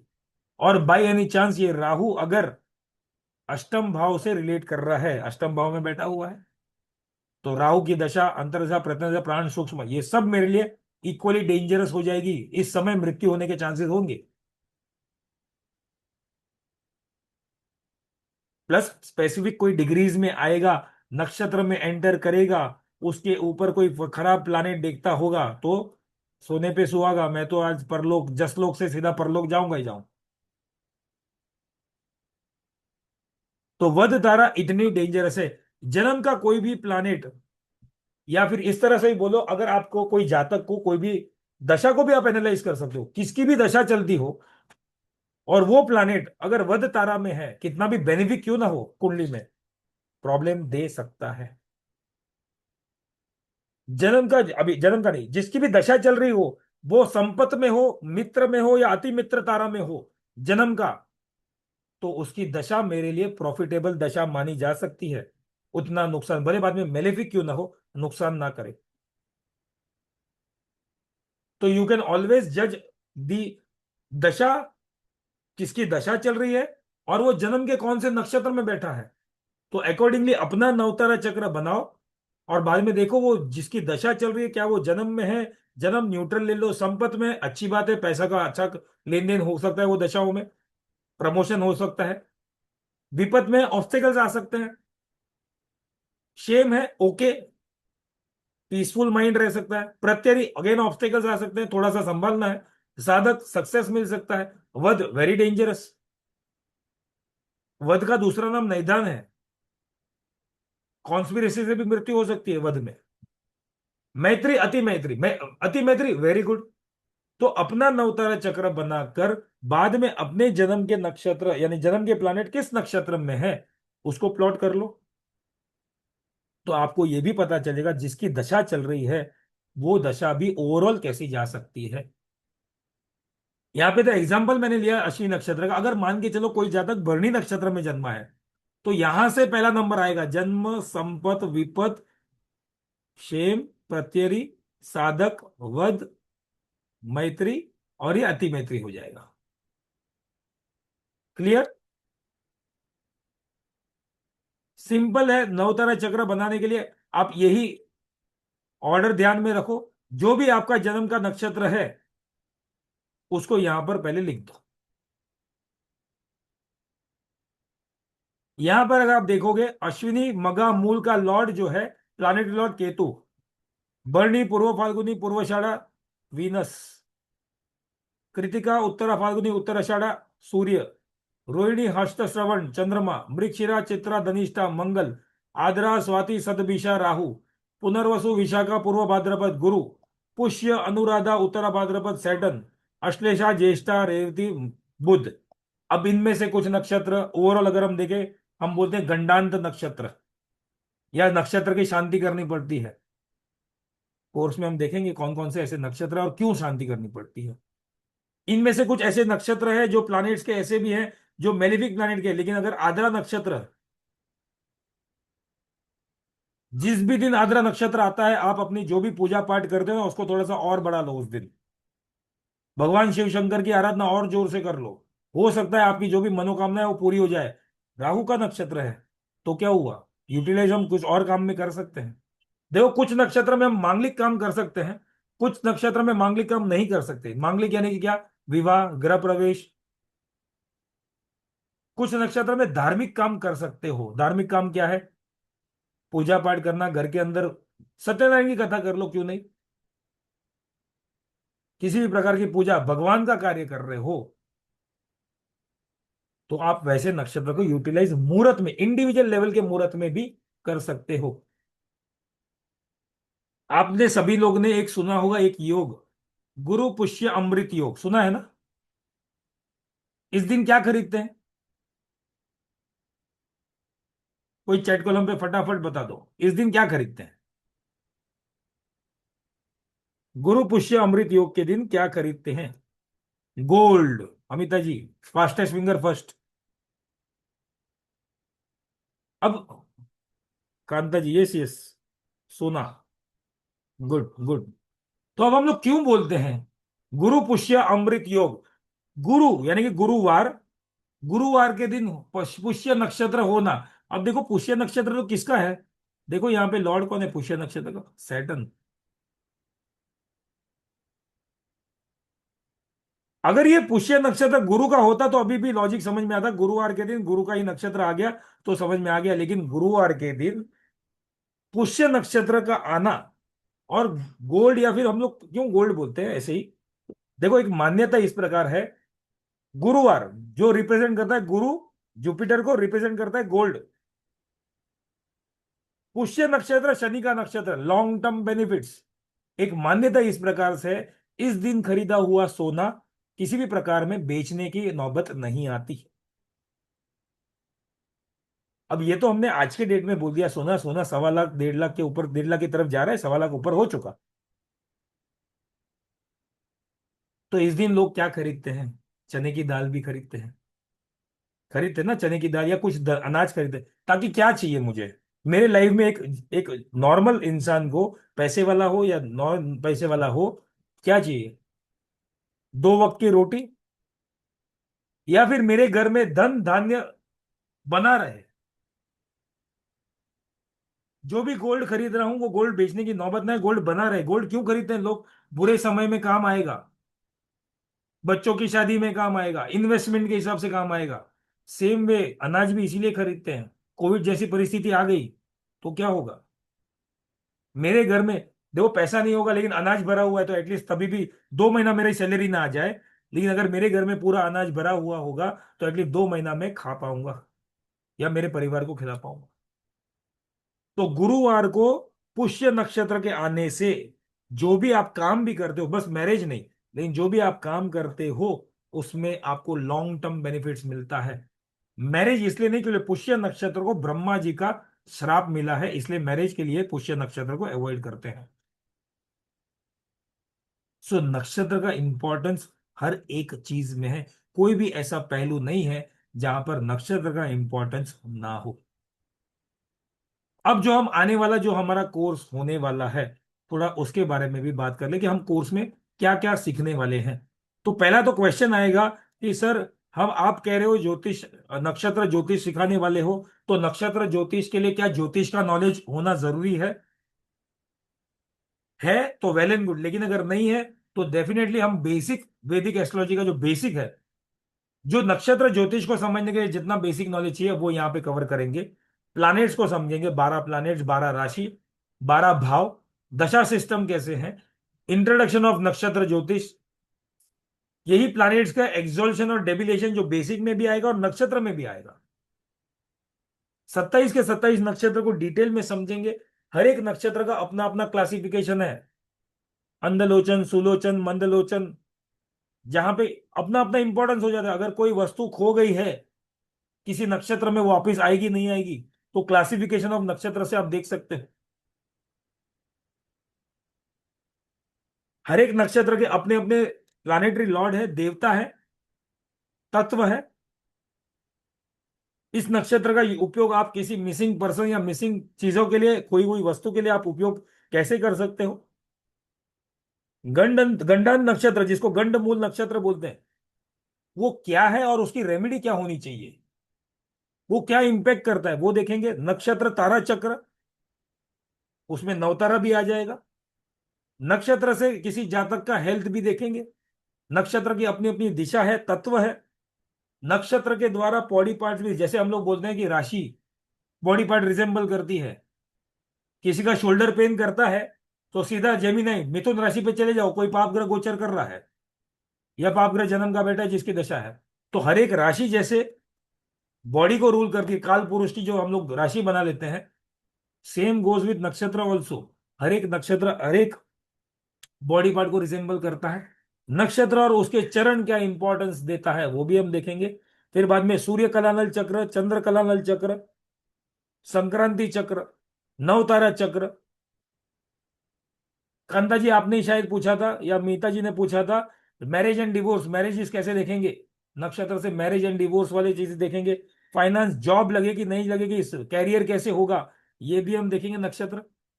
किसी जातक के ऊपर लिटिगेशन के प्रॉब्लम होंगे, वो भी हम नक्षत्र से देखेंगे। प्रॉपर्टी होगी नहीं होगी नक्षत्र से। हेल्थ कैसी रहेगी ओवरऑल, और एक्सीडेंट के चांसेस कौन से नक्षत्र दे सकते हैं। दूसरा, नक्षत्र के द्वारा जो हम अक्षर देखते हैं, और इन अक्षरों का संतान के नाम से या जातक के नाम के अगर साथ रिलेट कर दे और उसमें न्यूमरोलॉजी लगा लो, तो आपको कभी भी नेम करेक्शन या नेम चेंज करने की नौबत नहीं आएगी। बाय डिफॉल्ट आप नक्षत्र से वो पॉजिटिविटी लेकर आ रहे हो। देखो, नक्षत्र से कुछ प्रोफेशन भी सूटेड है। जैसे रोहिणी नक्षत्र, एग्जांपल दे देता हूं, रोहिणी नक्षत्र में एग्रीकल्चर का प्रोफेशन सूटेबल है। मैं तो कॉमर्स किया हूं और ना मेरी कोई खेती बाड़ी की कोई जमीन है, अब मैं कैसे इन्वॉल्व हो जाऊं। हो सकता है मैं जिस कंपनी में अकाउंटेंट या क्लर्क या प्यून भी बन जाऊं, वो कंपनी का लाइन ऑफ बिजनेस एग्रीकल्चर हो, तो भी मुझे सूट करेगा वो काम।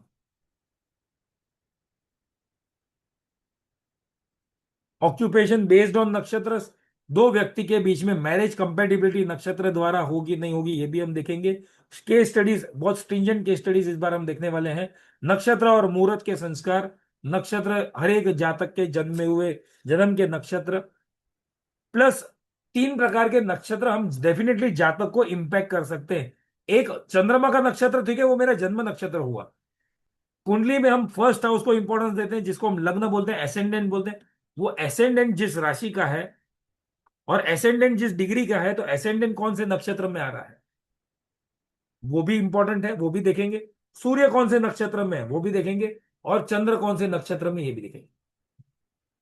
प्लस नक्षत्र से होने वाले ट्रांजिट, सिर्फ चंद्रमा का नहीं, सारे ग्रहों का ट्रांजिट हर एक नक्षत्र पे कैसा इंपैक्ट एक जातक को जनरली दे सकता है, ये भी हम देखेंगे। और बहुत सारा इस बार इस कोर्स में मैंने एडिशन किया हुआ है compare to other previous 3 batches. ये चौथा बैच आएगा नक्षत्र ज्योतिष का। तो प्रीवियस 3 बैचेस में जो मैंने कुछ इंफॉर्मेशन, वैसे नहीं कि कुछ एड ऑन किया है, मैंने उसमें ही उसी चीज को थोड़ा एड ऑन किया है, कुछ केस स्टडीज मैंने इन्वॉल्व कर दिए। फिर भाई, वो 3 के बाद भी मेरा भी खुद एक्सपीरियंस भी बड़ा होगा, तो मैंने वहां पर वो शेयर करने की इस कोर्स में कोशिश की हुई है।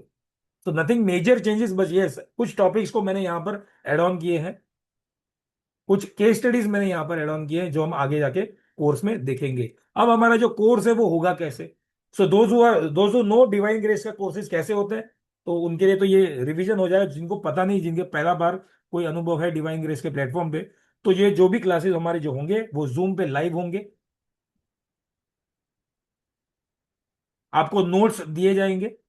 24/7 एक व्हाट्सएप ग्रुप बनाया जाएगा, कंफर्म ग्रुप बनाया जाएगा, जिसमें हम 24/7 सपोर्ट रहेगा। अगर कोई एडमिन का प्रॉब्लम है, कोई कोर्स से रिलेटेड प्रॉब्लम है, कंटेंट रिलेटेड कोई डाउट है, तो वो हम व्हाट्सएप ग्रुप, इसीलिए हमने बोला व्हाट्सएप सपोर्ट रहेगा। मोबाइल ऐप का एक्सेस होगा, डिवाइन ग्रेस एप्लीकेशन का एक्सेस होगा, जहां पर आपको नोट्स और क्लास के रिकॉर्डिंग्स भी मिलेंगे।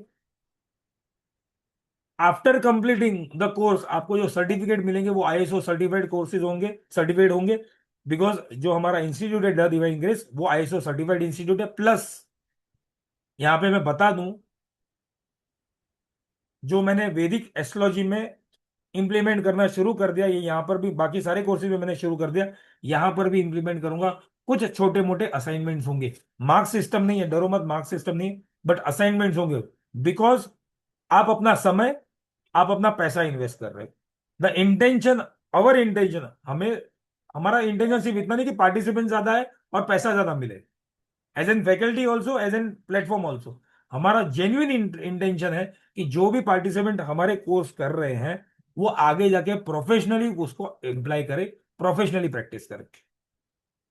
तो सर्टिफिकेट तो 15 दिन 20 दिन जो भी हमारा कोर्स है वो तो मिल जाएगा, लेकिन सर्टिफिकेट मिलेगा लेकिन ओनली वेन अगर आपने असाइनमेंट सबमिट किए हैं। ये मार्क्स सिस्टम नहीं होंगे, डोंट वरी, ये marks system A grade B grade वाला नहीं है। ज्योतिष में मार्क्स सिस्टम नहीं होता, हो सकता है ज्योतिष में डी ग्रेड मिले लेकिन नॉलेज वो बहुत हो व्यक्ति को। तो मार्क्स सिस्टम कैन नॉट जज ज्योतिष विद्या, लेकिन कुछ असाइनमेंट देखेंगे ताकि आप जो पढ़ रहे हैं, जितना पढ़ चुके हैं, बीच में 2 असाइनमेंट होंगे मैक्सिमम, एक कोर्स के बीच में, कोर्स के थोड़ा बाद, ताकि इवेल्युएशन भी कर पाए हम, उसके ऊपर भी एक सेशन रख देंगे। Before taking doubts, over to Prachi ji. Prachi ji wants to announce something and then we can take the doubts.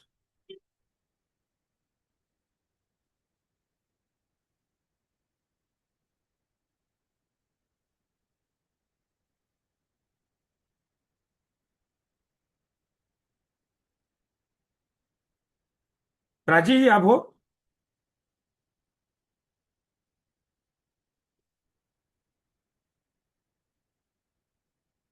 Just 1 second, Prachi जी को कॉल कर लो।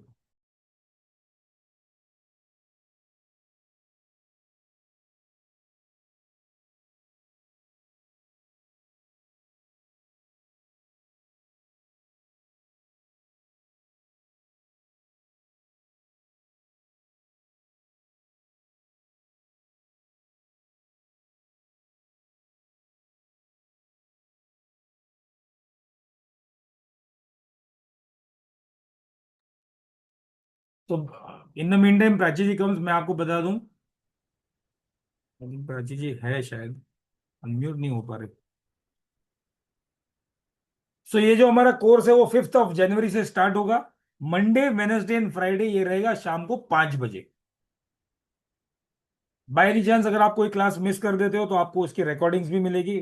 जैसे मैंने कहा, नोट्स एंड रिकॉर्डिंग्स अवेलेबल होगी एप्लीकेशन के ऊपर, ग्रुप में हम लिख देंगे डेफिनेटली। ये क्लास की जो ड्यूरेशन है वो 18 डेज है। हो सकता है 18 का 19 डेज भी हो जाए कंटेंट वाइज में। ऐसे नहीं कि मैं छुट्टी मार दूंगा, बट 18 का 18 proper content wise class, 18 to 19 class हो सकती है। इस क्लास की जो फीस है वो 3500। आज की जो ऑफर है वो है 3100। अगर आप रजिस्टर आज करते हो तो 3100 से आप रजिस्टर कर सकते हो। क्यूआर कोड आपके सामने है, आपको सारी पेमेंट डिटेल्स यहाँ पे सामने है। पेमेंट करने के बाद अपना स्क्रीनशॉट स्क्रीन के ऊपर दिए गए नंबर 8130283244 पर अपना स्क्रीनशॉट जरूर शेयर करें। बिकॉज कई बार ऐसा होता है, पेमेंट करने के बाद स्क्रीनशॉट शेयर नहीं होता, तो जब हम कंफर्म ग्रुप बनाते हैं तो उसमें ऐड करना मिस हो सकता है। ठीक है। So before Prachi ji joins, अगर कोई डाउट है प्लीज हैंड, अपना हैंड रेस करें, and then accordingly I will answer. Hand raise करके रखो, मैं एक एक का डाउट लूंगा, डोंट वरी।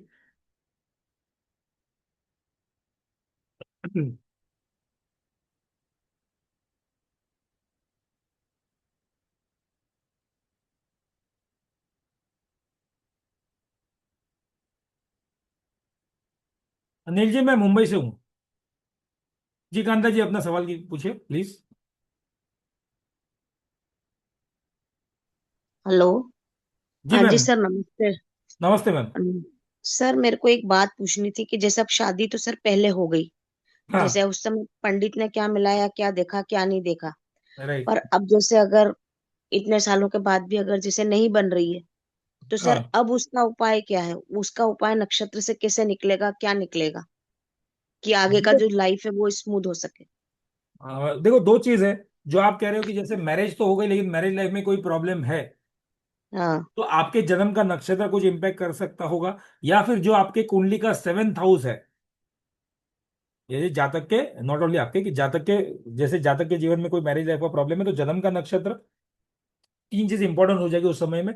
एक जन्म का नक्षत्र, दूसरा जो सेवेंथ हाउस का लॉर्ड है वो किसके नक्षत्र में है वो, प्लस जिसकी हो सकता है कि वो ये प्रॉब्लम टेम्पररी प्रॉब्लम हो, अचानक ये प्रॉब्लम, वैसे कोई कंपेटिबिलिटी इशू ना हो, अचानक कोई प्रॉब्लम हो, तो दशा का जो नाथ है वो किसके नक्षत्र में बने, तो अकॉर्डिंगली वैसी रेमेडी करके कुछ चीजें मिटिगेट कर सकते हैं।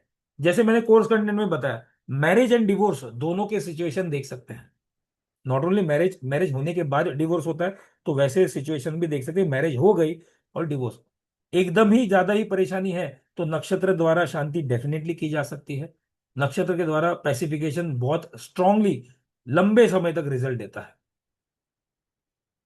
और यहाँ पर तो हम वो भी देखेंगे नक्षत्र, यहाँ पे जो मैंने रेमेडी, यहाँ पे भले मैंने कोर्स कंटेंट में रेमेडीज लिखा नहीं है, लेकिन रेमेडीज में तो हम वो भी देखेंगे कि नक्षत्र के अपने अपने जो पेड़ पौधे हैं, जैसे आपने कहीं पे रेमेडीज में देखा होगा, some people even use that, वो रूट, जड़ यूज करते हैं, किसी पेड़ की जड़ यूज करते हैं, जैसे हम लोग जेमस्टोन पहनते हैं ना, वैसे जड़ भी यूज करते हैं।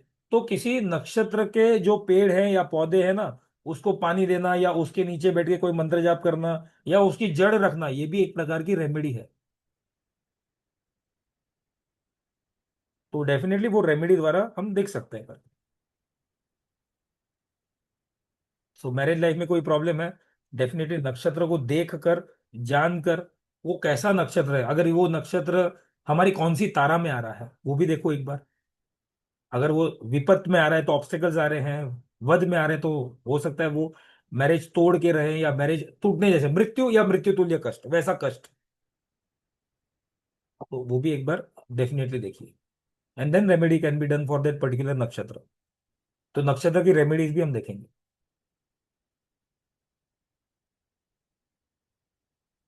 ठीक है, thank you ma'am. Poonam ji आपने लिखा है, व्हेन इज जातक advise to marry a tree first and why. देखो यूजुअली दो प्रकार के विवाह होते हैं, जब खास करके मांगलिक दोष जब होता है तब जातक को अर्क विवाह या कुंभ विवाह या किसी पेड़ से विवाह करने की बात करते हैं, जब मांगलिक दोष होता है इसलिए। और ये मांगलिक दोष यूजुअली हम लोग क्यों करते हैं, इसकी ये रेमेडी क्यों करते हैं, ताकि जब विवाह हो जाए, जैसे कुंभ के साथ विवाह कर लिया, घड़े के साथ विवाह कर लिया, तो वो विवाह के साथ विधिवत विवाह होता है, वो विवाह होने के बाद कुंभ को तोड़ा जाता है।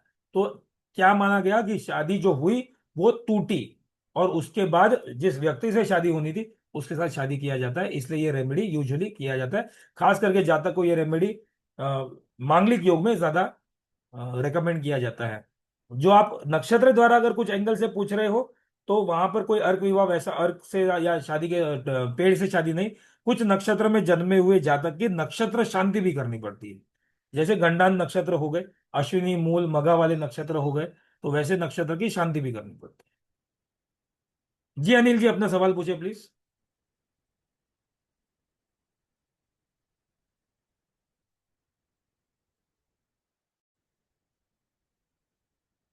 अनम्यूट का एक्सेस दे दिया मैंने। हाँ सर, मिल गया मेरे को सर। नमस्कार सर। जी नमस्ते सर।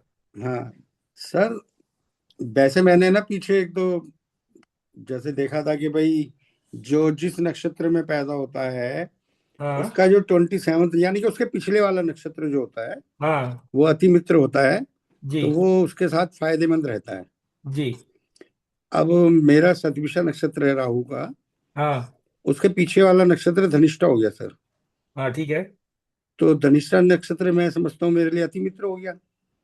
अति मित्रों के ठीक है। तो मैंने अपने किसी धनिष्ठा नक्षत्र वाले को पैसे दे दिए सर, उससे तो आज तक नहीं आए, मेरे लिए तो बहुत नुकसानदायक हो गया। उसका कोई कारण सर होगा फिर इसमें? देखो, धनिष्ठा नक्षत्र आपके लिए फेवरेबल है, इसका मतलब ये नहीं कि धनिष्ठा नक्षत्र वाला जातक आपके लिए फेवरेबल। अच्छा, तो फिर इसका क्या मतलब समझा देखो आपने? जब आप कहते हो कि जब ये नक्षत्र मेरे मित्र, ये नक्षत्र जब मेरे मित्र या अति मित्र कैटेगरी में, ये कैटेगरी में आता है, हम्म। जैसे इसका थोड़ा सा अलग जवाब देता हूं। अगर मान के चलो कोई वध नक्षत्र वाला व्यक्ति होता तो थोड़ी वो व्यक्ति मेरा खून कर लेता। इस नक्षत्र को आप अपने मुहूर्त में, अपने अच्छे कामों में यूटिलाइज करना शुरू करो।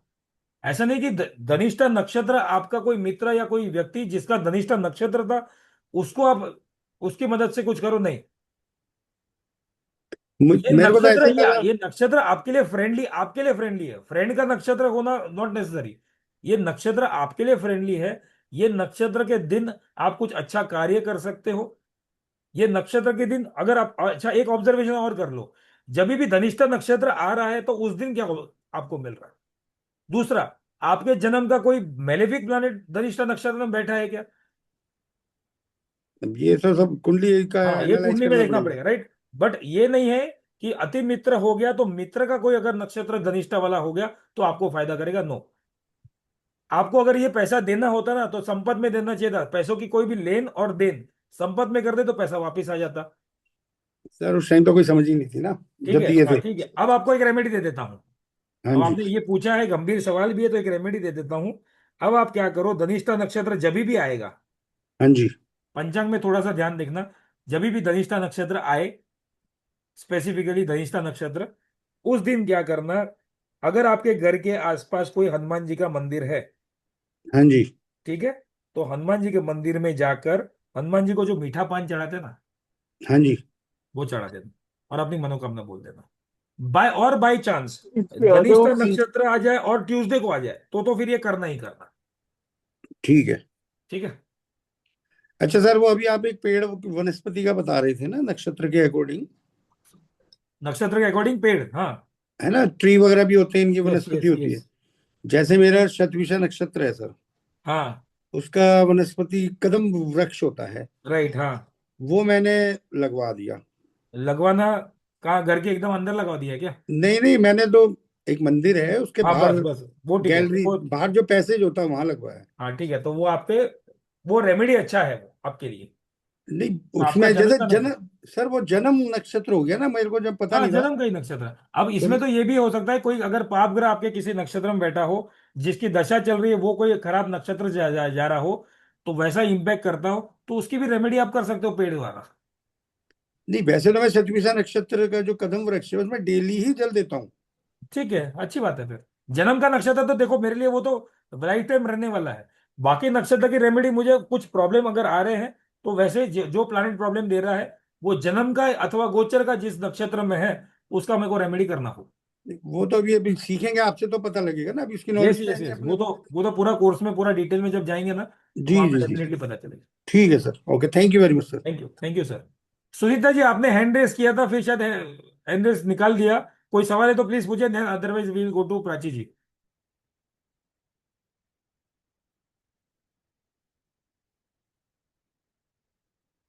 शिवानी जी, यस, एस्ट्रोलॉजी का जो बेसिक जो है, जो खास करके इस नक्षत्र के कोर्स के लिए जरूरी है, वो डेफिनेटली हम देखेंगे यहाँ पे। सो डोंट वरी, अगर आपको एस्ट्रोलॉजी नहीं भी आता, still you can learn this course. आप के लिए वहां पर हम लोग बेसिक, जो हमारे 9 ग्रह है, 12 भाव है, 27 नक्षत्र, ऑफकोर्स नक्षत्र है तो नक्षत्र पढ़ेंगे ही, 12 राशियां, ये सब हम डिटेल में डेफिनेटली पढ़ेंगे, समझेंगे। सो डोंट वरी, बेसिक्स हम डेफिनेटली सही तरीके से, जो ये कोर्स है रिलेटेड, वो डेफिनेटली पढ़ेंगे।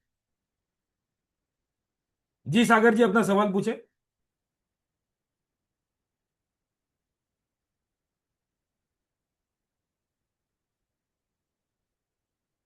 Good evening sir. थोड़ा सा जोर से बोलना, थोड़ा सा जोर से, आवाज स्लो आ रहा था। Sir good evening. हेलो। जी सागर जी बोलिए, अभी आवाज आ रहा है। सर आपने बताया कि अभी धनिष्ठा नक्षत्र वाले मंगलवार या किसी दूसरा दिन हनुमान कर सकते, सिर्फ धनिष्ठा नक्षत्र वाले कर सकते हैं। मंगलवार कर सकते हैं, लेकिन अगर मंगलवार के दिन धनिष्ठा नक्षत्र आ जाए तो और, इसलिए मंगलवार, मंगल का हो गया, नक्षत्र मंगल का हो गया, ये और बेनिफिट कर जाए। नहीं सर, मैं या क्या पूछ रहा हूँ, जन्म नक्षत्र धनिष्ठा वाला ही कर सकते हैं ये, या किसी नहीं दूसरा नहीं, कोई जन्म भी कर सकता नक्षत्र है, वाला नॉट भी कर नेसेसरी। सकते अगर हैं? कोई समझो, मान के चलो आपका कोई जन्म का प्लानेट धनिष्ठा नक्षत्र में है, जो मेलेफिक प्लानेट है, वो कोई खराब रिजल्ट दे रहा है, तो भी आप धनिष्ठा नक्षत्र के दिन का रेमेडी कर सकते हो। नॉट नेसेसरी कि जन्म वाला ही कर सकता है, जन्म वाला भी कर सकता है, लेकिन अगर मुझे ये प्रॉब्लम आ रहा है तो भी कर सकता है। प्रॉब्लम क्या आने वाला है? क्या प्रॉब्लम आया था, ये कर सकते हैं रेमेडी? हाँ, यानी कि मान के चलो कोई जैसे जुपिटर है, जुपिटर मंगल के नक्षत्र में एक बार ओके, लेकिन राहु जैसा प्लानेट है जो मंगल दुश्मन के नक्षत्र में भी है, तो राहु की रेमेडी ना करते हुए भी आप नक्षत्र वाइज रेमेडी कर सकते हो, ताकि राहु जिस नक्षत्र में है वो शांत हो जाए, वो खराब मुझे रिजल्ट ना दे।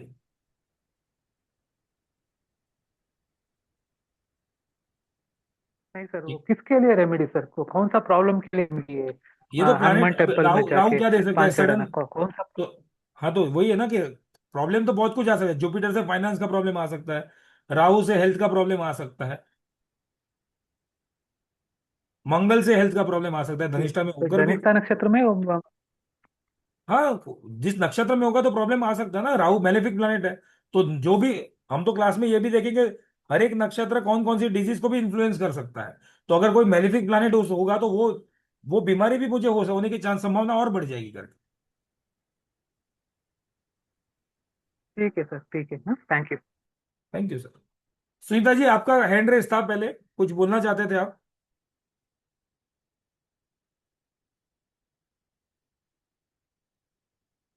म्यूट पर हो, म्यूट पर हो।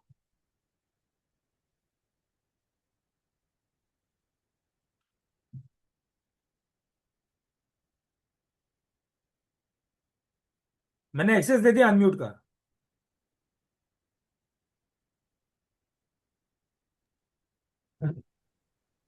Hariom sir. Hariom sir, Hariom ma'am. Sir जैसे मैं ये जानना चाह रही थी, एस्ट्रोलॉजी सारी नक्षत्र बेस्ड है हाँ और मैंने पहले भी आपका ये नक्षत्र का कोर्स किया हुआ है। हाँ, इसमें मैं, आप ये बताएंगे कि इसमें सिलेबस और क्या क्या ऐड हुआ है?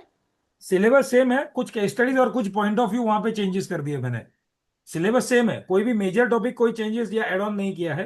केस स्टडी थोड़ा सा मैंने ऐड किया है यहाँ पे तो ज्ञान से। सर अगर प्लस अगर हम लोग दोबारा इसको रिवाइज करना चाहें तो क्या कर सकते हैं?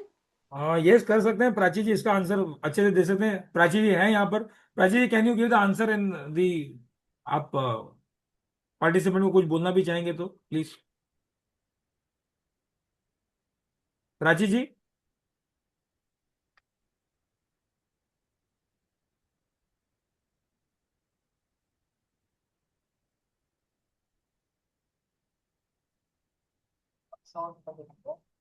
आपको अनम्यूट का एक्सेस क्लास में हूँ लेकिन अनम्यूट कैसे नहीं कर पा रही हूँ, मतलब उसी लाइट पे। मैं अभी दे देता हूँ। एक सेकंड मेरे को दे दे।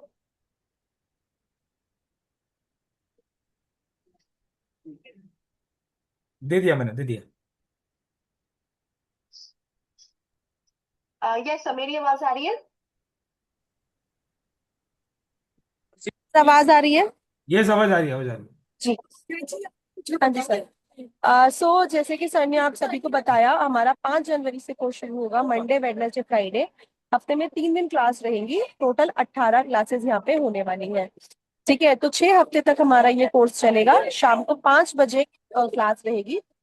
कोर्स की फीस 5100 थी, लेकिन आप सभी को पता है हम लोग जो है रीजनेबल कोर्सेज प्रोवाइड करते हैं, तो 3500 की जगह भी यहाँ पे हमने आपके लिए एक एडिशनल डिस्काउंटेड ऑफर रखा है, which is 3100 on the year and. 2025 खत्म हो रहा है और 2026 की शुरुआत, एक नए साल के लिए, नई शुरुआत करने के लिए यहाँ पे हमने आपके लिए ऑफर रखा है।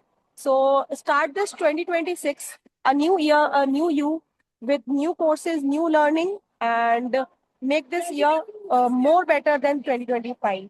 So इसी उम्मीद से हम यहाँ पे कोर्स शुरू कर रहे हैं, नक्षत्र ज्योतिष, जो कि 5 जनवरी से शुरू हो जाएगा शाम को 5 बजे। आप लोग पेमेंट करके स्क्रीनशॉट शेयर कर सकते हैं, जो गिवन नंबर है 8130283255। Yes sir, please continue. Prachi ji, एक सवाल सुनीता जी का था। उन्होंने प्रीवियसली भी नक्षत्र ज्योतिष कोर्स किया था, तो अभी अगर वापस करना हो। मैम, अगर आप जो है पूरा कोर्स रिपीट करना चाहते हैं, then repetition course charges is 50% of the course fee. आप एक बार मेरे साथ कनेक्ट कर लीजिएगा, जो रेड कलर से नंबर है, मैं आपके साथ डिस्कस कर लूंगी, देन अकॉर्डिंगली रजिस्ट्रेशन आगे आप कर सकते हैं। So I think all the doubts has been cleared earlier only, so we can end the session also. Yes yes. तो चलिए क्लास को यहाँ पे खत्म करते हैं, लेकिन कल यानी कि सैटरडे को हमारी दोपहर में 3 बजे अनदर टॉपिक के ऊपर क्लास होने वाली है, विच इज मेडिकल एस्ट्रोलॉजी। बहुत ही अच्छा टॉपिक है।